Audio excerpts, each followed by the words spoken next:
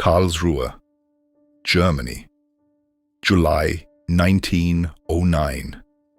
A chemist named Fritz Haber is standing in a laboratory at 2 in the morning, watching a small iron cylinder produce something that no human being has ever produced before. The cylinder is under enormous pressure, approximately 200 atmospheres, 20 times the pressure at the bottom of a swimming pool. Inside it, nitrogen gas from the air above the laboratory is being forced to react with hydrogen gas in the presence of a catalyst. The temperature is 400 degrees Celsius. The conditions are, by the standards of early 20th century chemistry, on the edge of what is physically manageable without killing everyone in the building. What drips out of the cylinder is liquid ammonia. Not much, about 80 grams per hour, but it is ammonia synthesized from atmospheric nitrogen in a continuous industrial process at a cost and scale that no previous method has approached. Haber leans over the apparatus and says to his assistant, "It is working." Those 3 words will eventually feed half the people on Earth. The problem Haber has just solved is so fundamental to human existence that most people alive today have never had cause to think about it. Nitrogen is the essential ingredient in amino acids, the building blocks of all protein. It is required by every plant that grows. It is the difference between a field that produces a crop and a field that produces nothing. And the atmosphere is 78% nitrogen. But atmospheric nitrogen exists as N2, 2 nitrogen atoms bonded together so tightly that almost no biological process can break the bond and make the nitrogen available to plants. For all of human history, the nitrogen available for agriculture has come from one of 3 sources: the slow decomposition of organic matter, the nitrogen-fixing bacteria that live in the roots of leguminous plants, and the mining of natural nitrogen deposits, guano from seabirds, saltpeter from desert deposits in Chile and Peru. These sources are finite, slow, and geographically constrained. They have, throughout history, placed a ceiling on the amount of food that can be produced per acre of land, and therefore a ceiling on the number of people the Earth can feed. In 1909, the world has approximately 1.6 billion people. The agronomists and demographers of the era understand that the Chilean saltpeter deposits, the primary source of concentrated nitrogen fertilizer for the world's agriculture, will be exhausted within decades. The British chemist William Crookes, speaking to the Royal Institution in 1898, describes the coming nitrogen crisis as the greatest threat to human civilization since the Black Death. The soil is losing its fertility faster than natural processes can restore it. The population is growing. The math is not sustainable. Fritz Haber does not solve the nitrogen crisis because he is thinking about global food security. He solves it because the German chemical giant BASF has offered him a contract to find a way to synthesize ammonia industrially, and because he is, by the standards of his era and by any reasonable assessment, the most gifted chemist working on the problem. He solves it because it is there to be solved, and because he is the person standing in the right laboratory at the right moment with the right combination of theoretical knowledge and experimental stubbornness to find the answer. The nitrogen problem in 1909 is not a new problem. It has been understood in various forms since the 18th century, when agricultural reformers began to notice that fields planted continuously with the same crops were declining in productivity, that the soil was being depleted of something that the crop removed faster than natural processes could replace it. The substance being depleted was eventually identified as nitrogen. The fix, crop rotation, specifically the inclusion of leguminous plants like clover and alfalfa that fix atmospheric nitrogen through their root bacteria, was a practical solution, but a limited one. A field growing clover is not growing wheat. The nitrogen that clover fixes is available for the next wheat crop, but the farmer must forego a wheat harvest to obtain it. The trade-off constrains productivity in ways that become increasingly unacceptable as population pressure grows. Imported nitrogen, in the form of Peruvian and Chilean guano and nitrates, provides a second fix throughout the 19th century. The guano islands of the Pacific are so valuable that the United States passes the Guano Islands Act in 1856, claiming territorial rights over any uninhabited island bearing guano deposits, one of the more unusual pieces of American territorial legislation. The Chilean saltpeter trade funds wars, builds railroads, and makes fortunes. But the deposits are finite, and the shipping distances are enormous. By 1900, serious scientists are calculating that the Chilean nitrogen deposits have perhaps 20 to 30 years of production remaining at current extraction rates. What this means in practice is a race against an agricultural clock. European populations are growing. Agricultural yields are not keeping pace. The warning signs are visible in the price data. Nitrogen-containing fertilizers are becoming more expensive as the richest guano deposits are exhausted, and the remaining Chilean nitrate fields become increasingly difficult to extract from. Farmers who cannot afford fertilizer produce less food. Populations that produce less food face hunger.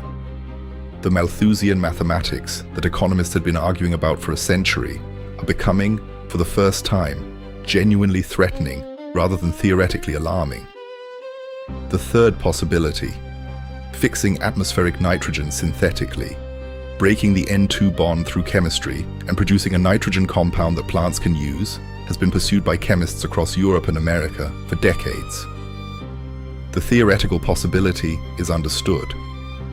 The practical difficulty is the N2 bond itself, which requires enormous energy to break and specific conditions of temperature and pressure to recombine in a useful form. Previous attempts have produced ammonia, but only in quantities too small and at costs too high to be commercially meaningful. Haber's contribution is not to identify the problem or to imagine the solution. It is to find the specific conditions, the right catalyst, the right pressure, the right temperature, the right reactor design, that make continuous industrial synthesis possible at a cost that can compete with mined nitrates. This is an experimental problem as much as a theoretical one, and it is solved through years of painstaking laboratory work, thousands of experiments, failed catalysts, explosions, and iterations that would exhaust anyone less determined. Fritz Haber is born in Breslau in 1868, the son of a prosperous Jewish chemical merchant. His relationship with his father is difficult. His mother died days after his birth, and Haber Sr. remarried and had more children, leaving Fritz with a sense of displacement and a fierce drive to prove himself that his colleagues later describe as the defining force of his professional life. He studies chemistry, becomes a professor, and develops the specific combination of theoretical brilliance and practical engineering instinct that industrial chemistry requires. He is not a remote theorist.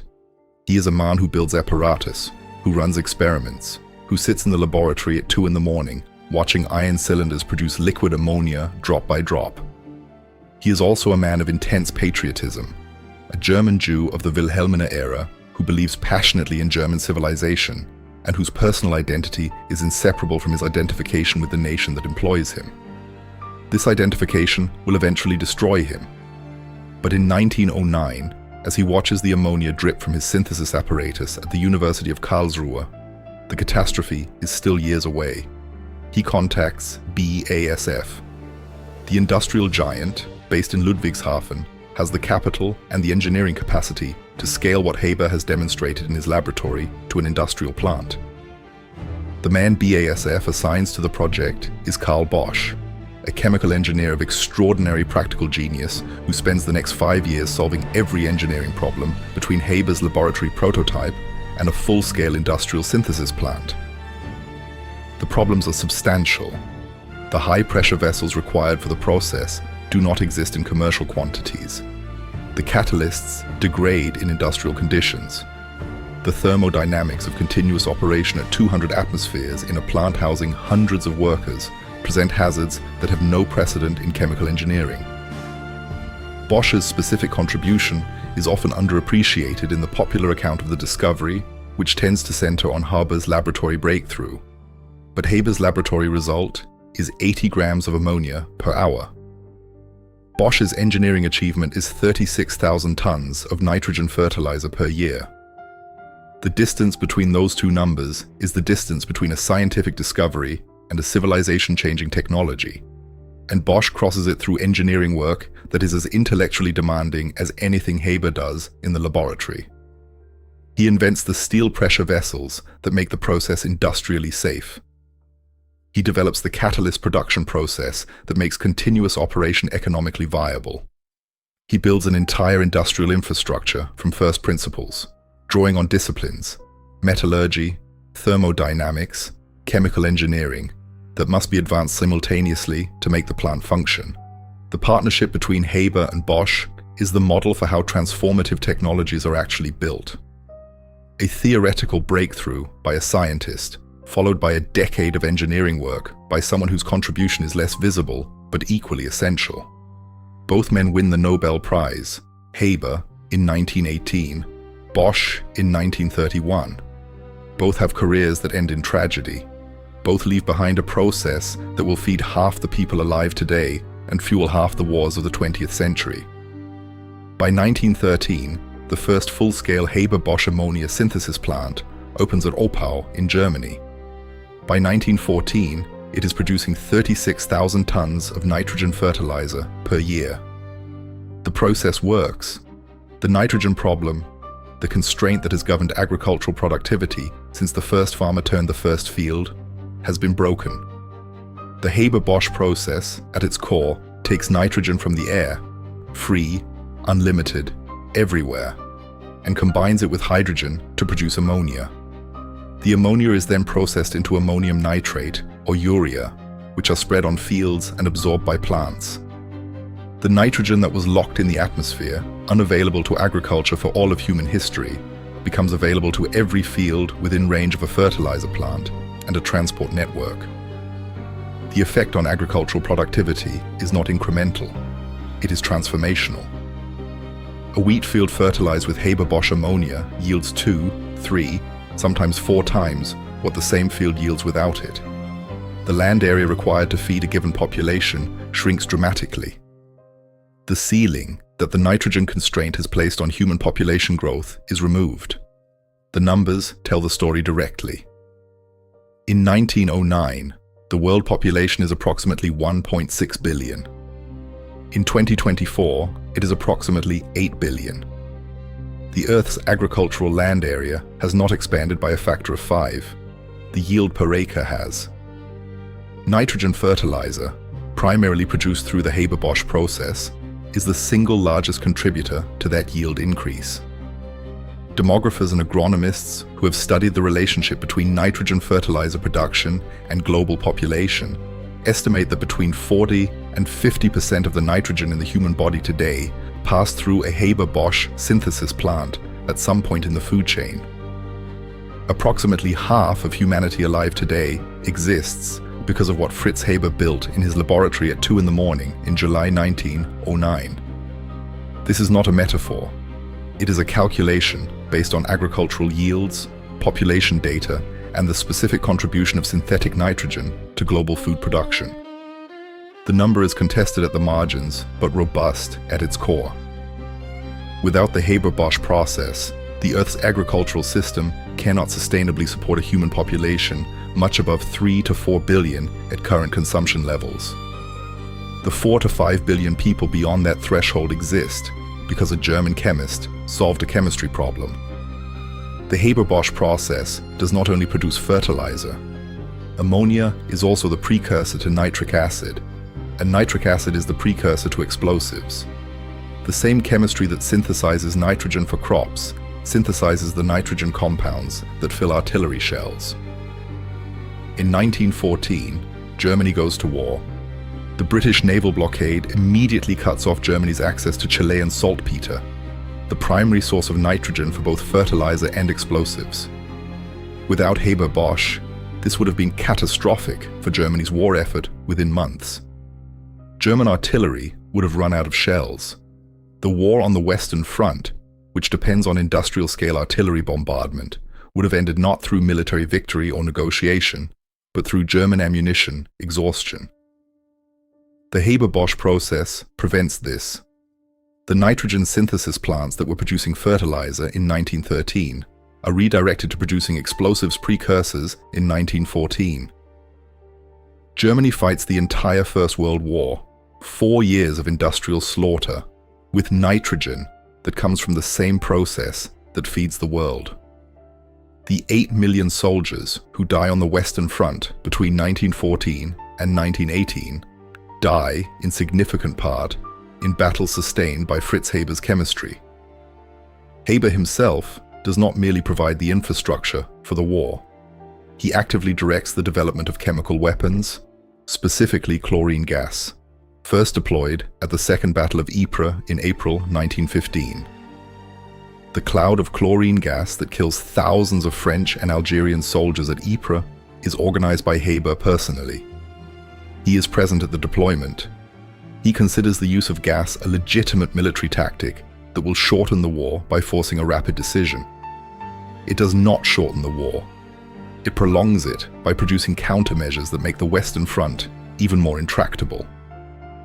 His wife, Clara, herself a chemist of considerable ability, one of the first women to receive a doctorate in chemistry in Germany, pleads with him to stop. She considers the weaponization of chemistry a perversion of science, a betrayal of the principles that had led both of them into the laboratory in the first place. She has her own scientific accomplishments, her doctoral work in physical chemistry, her research in thermodynamics, that the demands of marriage and motherhood in Wilhelmina, Germany have largely squeezed out of her professional life. She has watched her husband's gifts be redirected from the nitrogen problem that feeds the world to the chlorine problem that kills soldiers, and she cannot reconcile the two. They argue. He does not change course. She does not stop arguing. On the night of May 1st, 1915, days after the Ypres attack, Clara Haber goes into the garden of their home in Berlin and shoots herself with Fritz's military pistol. Their 12-year-old son Hermann runs to her when he hears the shot and is with her when she dies. Fritz Haber leaves for the Eastern Front the following morning to supervise further gas deployments. What Clara understood, and what Haber either could not or would not, is that the chemistry is not neutral. The knowledge that fixes nitrogen in a field and the knowledge that fills a chlorine cylinder are the same knowledge applied to different ends. The scientist who contributes to both cannot separate them into compartments and present the feeding of the world in one hand while the gassing of soldiers occurs in the other. Clara Haber made this argument with her life. It is the most complete statement of scientific ethics in the history of chemistry. It changed nothing. The war ends. Haber is awarded the Nobel Prize in Chemistry in 1918 for the synthesis of ammonia from atmospheric nitrogen, the discovery that feeds the world. The award is controversial. Allied scientists protest. The Nobel Committee maintains that the scientific achievement is separable from its military applications. The prize is given. The Weimar Republic collapses. The National Socialists come to power in 1933. Fritz Haber, the Jewish chemist who had given Germany the agricultural and military nitrogen capacity that sustained 4 years of World War, who had won the Nobel Prize, who had devoted his entire adult life to German science and German civilization, is informed that his colleagues of Jewish background must be dismissed under the new racial laws. He refuses to implement the dismissals and resigns. He leaves Germany. He is 65 years old, in failing health, stateless in the way that the 20th century made people stateless, trying to find somewhere to continue working. He writes letters to former colleagues, to the Zionist movement, to academic institutions across Europe. He does not find what he is looking for. He dies of heart failure in Basel, Switzerland, in January 1934, on his way to Palestine, where he had accepted a position at what would become the Weizmann Institute. The country whose civilization he had believed in, and for whose survival his chemistry had been indispensable, discards him within months of taking power. The irony is absolute. The instruments that Haber had helped to develop, Zyklon A, the precursor to Zyklon B, the poison gas used in the Nazi extermination camps, were later used to kill members of his own family. The chemistry he built to serve his country served, in the end, as the instrument of his people's destruction. Fritz Haber's life is the most concentrated example in the history of science of the problem that science has never solved. The same knowledge that saves lives destroys them. The same chemistry that feeds half the world shells the other half. The same mind that solves the nitrogen problem weaponizes chlorine. The same process that grows the food in every supermarket on Earth fills the ammunition depots of every army in the 20th century. The 8 billion people alive today are the product, in part, of a chemistry process that was invented in a German laboratory at 2 in the morning by a man who died stateless and discarded by the civilization he had dedicated his life to serving. The nitrogen in the food on your table may have passed through a synthesis plant whose design derives directly from the apparatus Fritz Haber was watching in July 1909. He solved the problem that was going to kill the world, and then he helped kill a significant portion of it anyway. The ammonia drips from the cylinder. It is working.